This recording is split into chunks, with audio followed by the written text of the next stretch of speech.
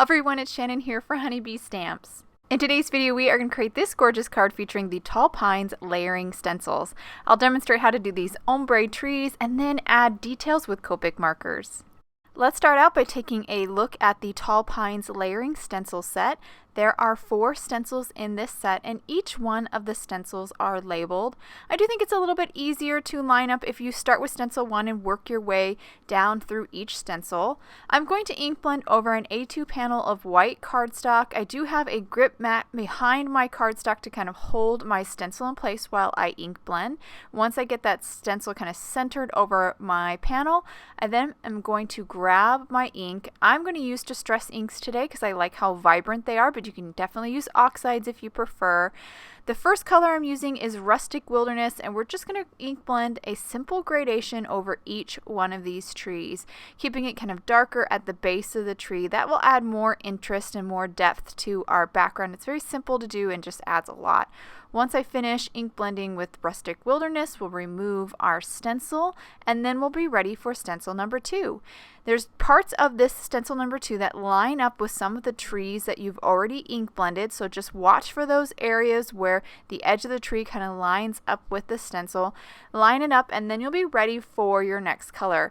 In my case, I'm using Mowed Lawn, another green. I'm going to kind of stick with a green palette today, keeping it kind of traditional. But I do think it would be fun to use some untraditional colors with these stencils as well, possibly even maybe fall colors, even though they're pine trees and they wouldn't have fall leaves. But I still think it would be really pretty to see it in some warm tones as well.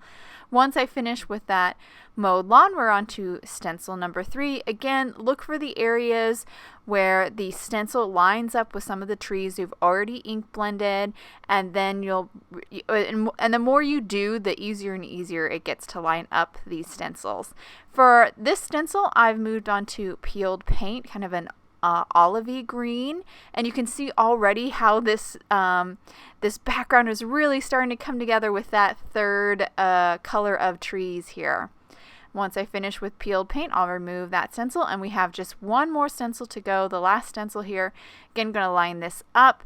This one's pretty easy because it's the last one, and it's just going to line up to all those white openings. And for our final color, I'm going to use Pine Needles Distress ink and quickly ink blend another gradation over each one of these trees. I just love this stencil overall. I think it creates such a gorgeous background, perfect for more of a simplistic kind of graphic card, and definitely gives you much more of a masculine feel, which is great because those cards can be kind of tricky to create. So now we're ready for the details. I have a Copic marker here. This is G28, and I'm going to color details on all the trees that I ink blended in Pine Needles, which is the color I just finished ink blending with stencil number 4.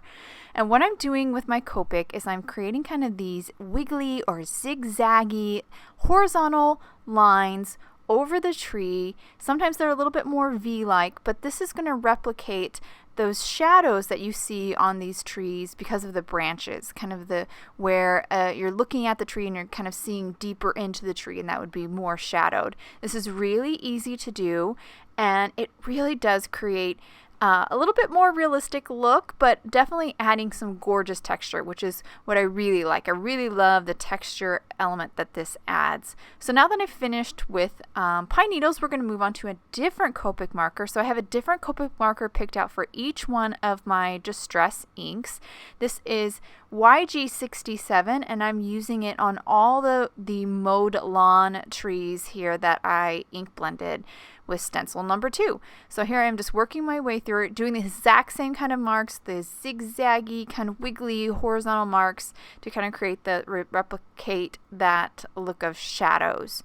Now we're moving on to our next marker, which is G85. We're going to use this to color our Peeled Paint trees, and you can already start to see, now it's starting to come together. It looked a little doubtful before, I admit, but once you start to get through all of the trees and they all get this little shadowed effect, then it really starts to come together. So here's our last one. This is G99, and we're doing all the trees that we ink blended in Rustic Wilderness. And once we finish with these trees, I think that'll really complete the final look. And this just adds, that Copic marker adds just this gorgeous texture, and I think it's just a fun way to get kind of a new look with those pine trees stencils. So now we're going to move on to our sentiment. I grabbed a sentiment from the Big Time Kindness stamp set, stamped it in intense black ink from Honeybee Stamps onto white cardstock. Now I'm going to use the Big Time Kindness coordinating dies to die cut that sentiment out. Love how that looks. It's so gorgeous. I love the little negative spaces between the words. It just makes it such a perfect sentiment. Then I'm going to move on to this mini messages sentiment set. I'm going to use a sentiment from this set to kind of create like a sub-sentiment.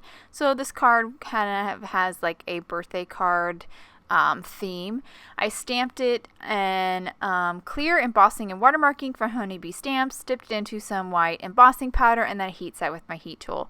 Then I'm going to use the mini message banners dies and die cut this sentiment out.